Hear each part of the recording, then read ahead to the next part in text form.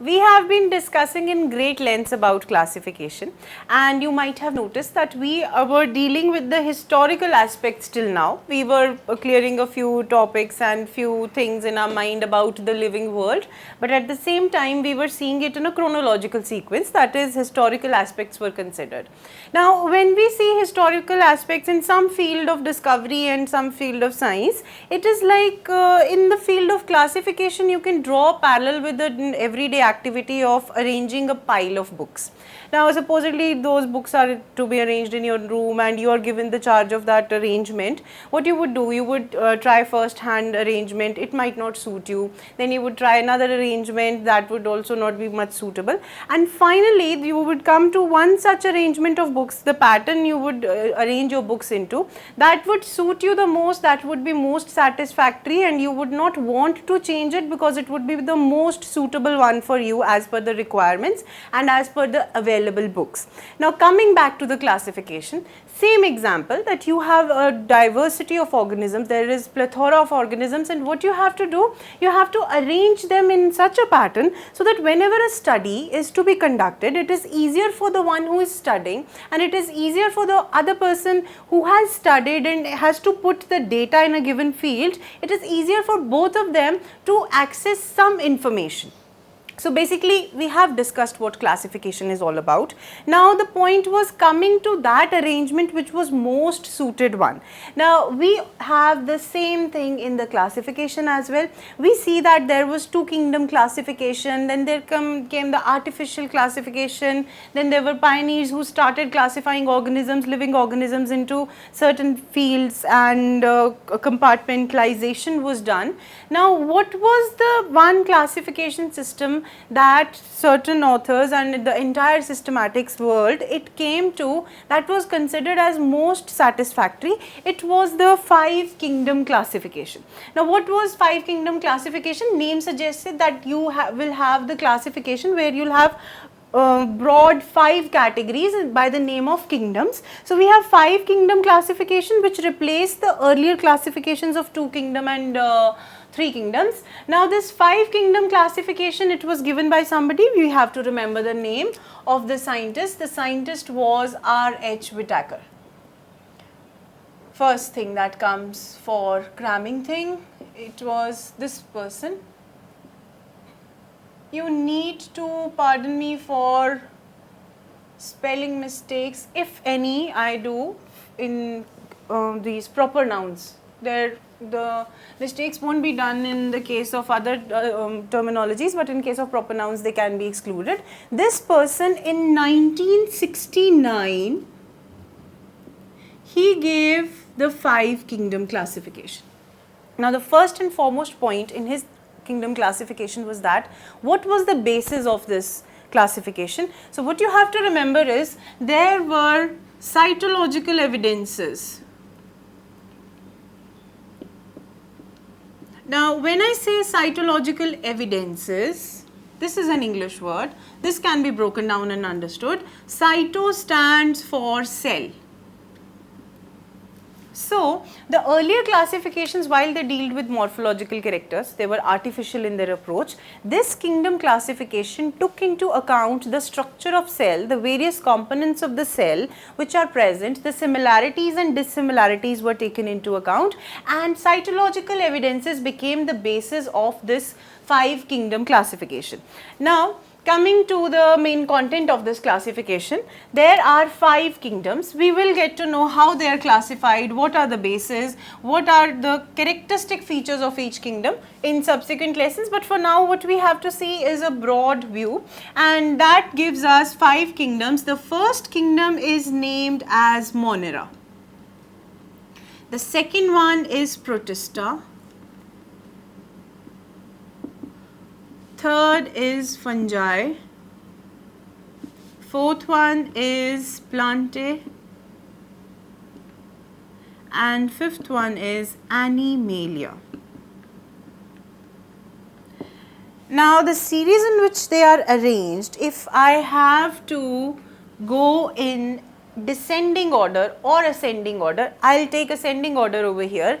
Ascending order of complexity, if I have to say. So, this is the simplest, and this is the most complex kingdom in the entire living world. That I told you that this is in the terms of complexity. If I have to take the ascending order, Monera would be the simplest class of organisms. The kingdom will have the simplest organisms which are present, and this would have the most complex organisms. Like the human beings, they are in kingdom Animalia, and I need not to tell you what all great achievements human beings have done, all thanks to their brain, and that brain is ultimately formed of cells. And coming to this level, these would be unicellular organisms which do not have even a nucleus. Now these are the bases, the sentences that I am speaking in just one go, they are the basis of this cytological evidences that are basis of this classification system. Now let us see those evidences in detail. Like I just used the word that these organisms, they do not have even a nucleus. Now the nucleus becomes the first classification criteria. That the criteria is that whether the organism is having a nucleus or it is not having a nucleus. Then we have the condition known as true nucleus. Now if the organism happens to have the true nucleus, it is known as eukaryotic organism.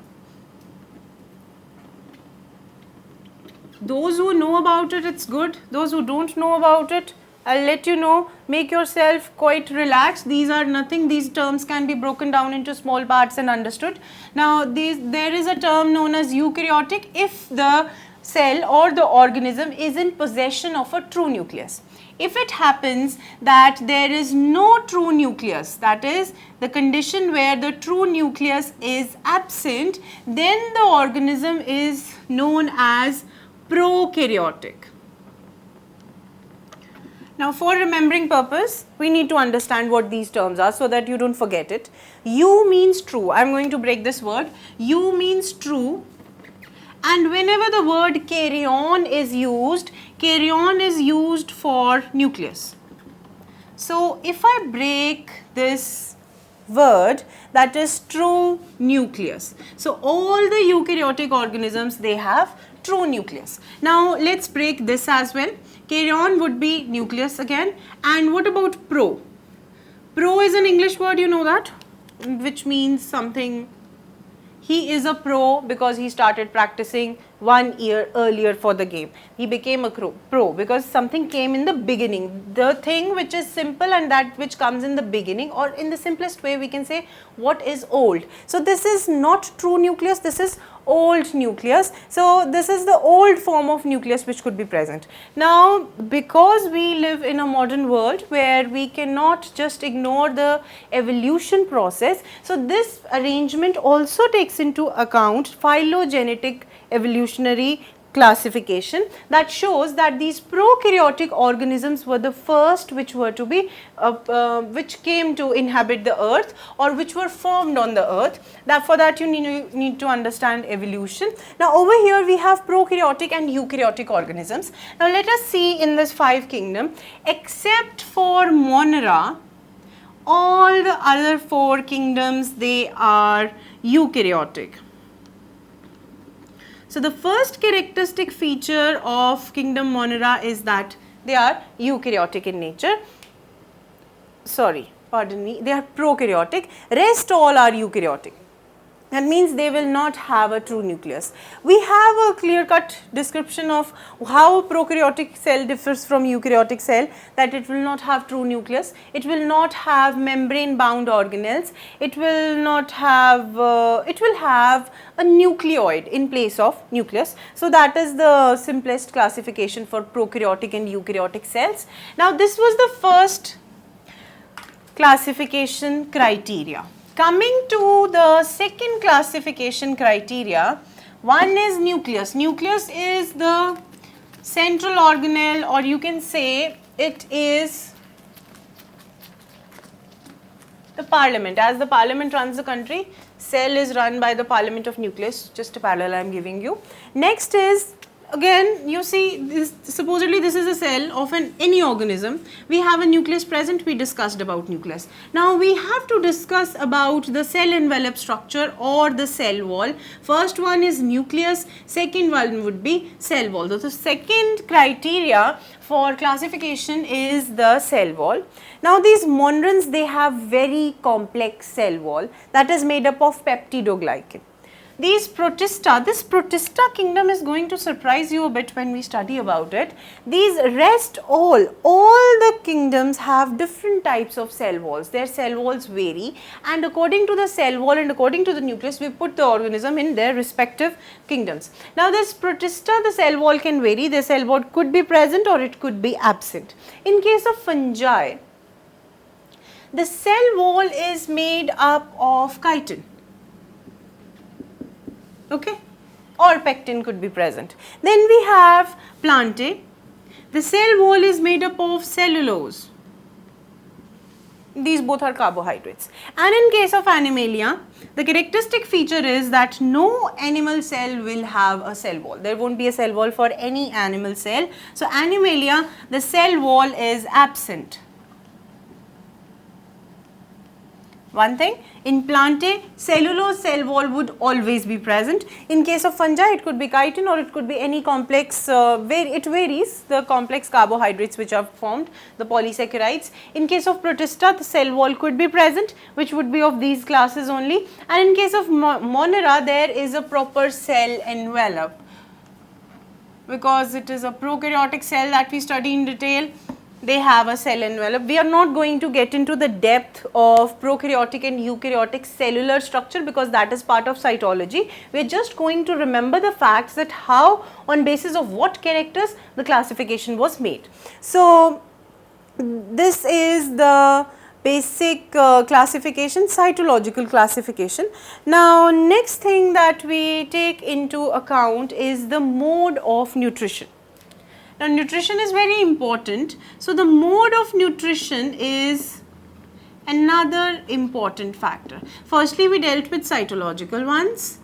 We are going to come back to that, in which the first one was nucleus, second one was cell wall, third is mode of nutrition.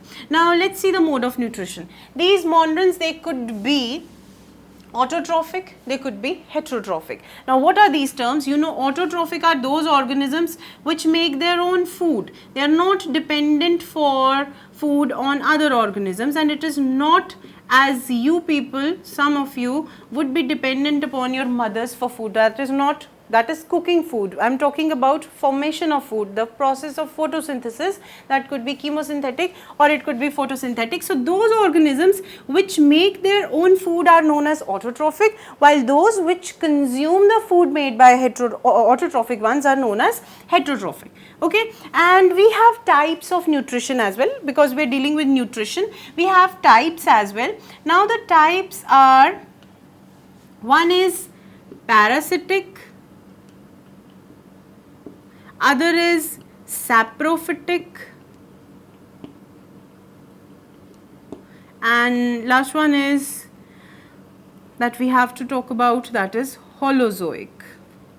Now why I have taken into account the types of nutrition? Because one kingdom, that is fungi, it is going to have a characteristic feature of saprophytic nutrition. Now let's see what is saprophytic nutrition. This saprophytic nutrition is like, supposedly there is a fungi. How does it take nutrients from whatever food it is going to consume? It is like you throw some sort of acids on a food outside. It gets digested outside the body. It breaks down into simpler substances, and then the fungi takes the nutrients from there.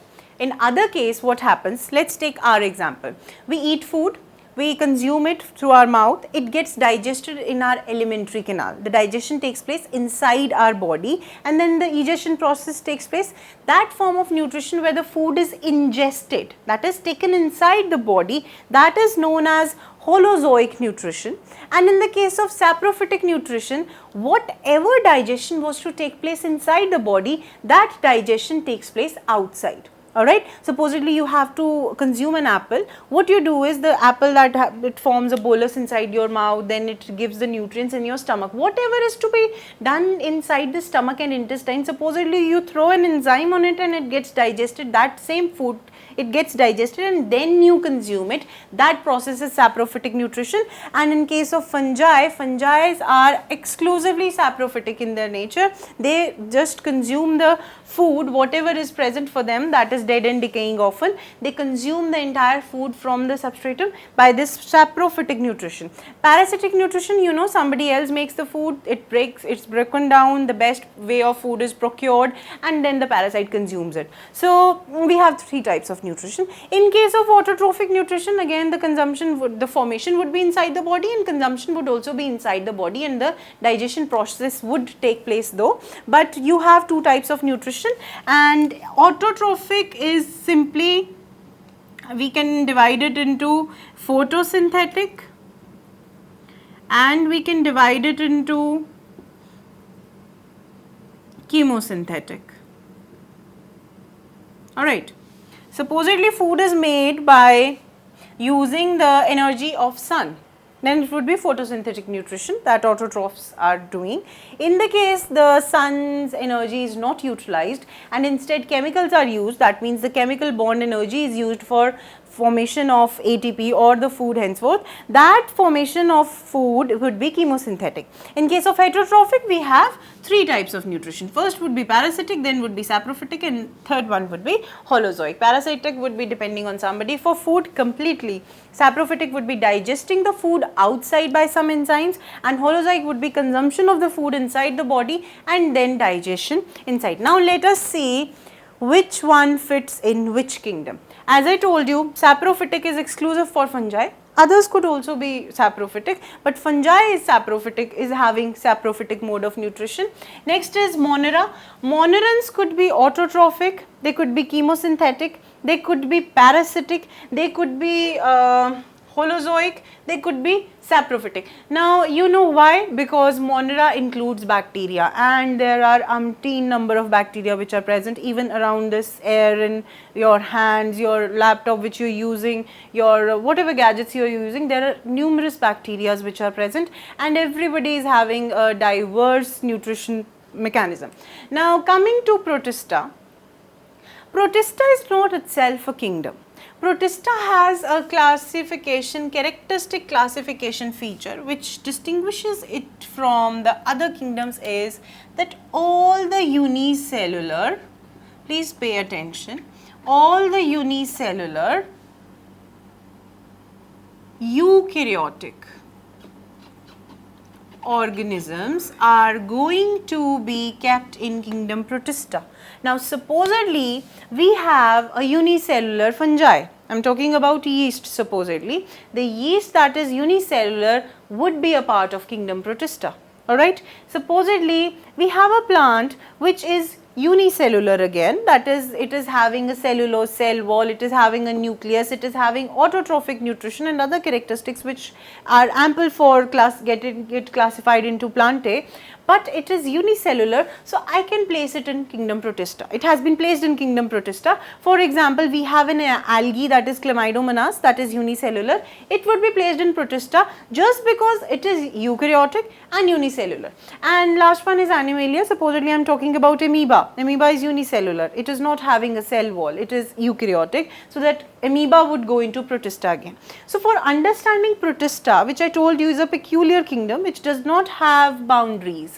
It is not having any boundaries. I might say that this belongs to Protista. Some other student might come and say no, this belongs to Animalia. So the claims in this kingdom Protista are little bit dubious. They are not that clear. But yes, we do have a kingdom that is known as Protista, on which basis it is classified into, on which basis an organism would be classified into Protista. That would be if it is unicellular and eukaryotic. That means Protista would include the organisms from these three kingdoms and they should be unicellular because these three are eukaryotic. Now fungi we have talked about. These this protista will have the organisms which will have the mode of nutrition which is quite similar. It could be this, this or this. So whatever would be the mode of nutrition in these kingdoms, protista would also have that. So these three kingdoms, they have diverse classification, diverse nutrition modes, and we have heterotrophic, parasitic, saprophytic, holozoic, autotrophic, all lies in these three kingdoms. So protista would also have such modes of nutrition which would include autotrophic, it could be chemosynthetic, it could be photosynthetic, it could be holozoic, it could be saprophytic, it could be parasitic. Apart from that, we have certain terms that it could be coprophilous and all, but broad classification on types of nutrition is that this one that we have discussed. Coming to fungi, that was saprophytic. Coming to plantae, no plant is dependent on other organisms. So how can we expect it to be heterotrophic? It is going to be autotrophic. Almost all the plants are going to have autotrophic because they are capable of making their own food. So we are sorted with kingdom plantae as well, that they would be autotrophic. It could be these two, and we have certain exceptions, like we have insectivorous plants. They feed on insects, they because they are present in marshy sort of areas, or they are zeophytes, they stay in shade. So what they do is they consume the insect, they take up the nitrogen content from them, and they utilize it for their mineral nutrition. So we have plantae, and the simplest is that they are autotrophic. Coming to kingdom Animalia, no animal cell can be autotrophic. They are going to be heterotrophic only. They could be parasitic. Mostly all the organisms of kingdom Animalia have holozoic mode of nutrition. So these are the gross, or you can say broad, characteristics on which these classifications have been made, these kingdoms have been named, and what is main understanding in this entire chapter is that how have we classified. If we have to remember these names, what is the main characteristic feature that is going to be present over here. So we discussed mostly three characters. There are many characters other from them. We will use a tabloid description for that, and the tabloid description, we are going to discuss each and every character individually for each kingdom.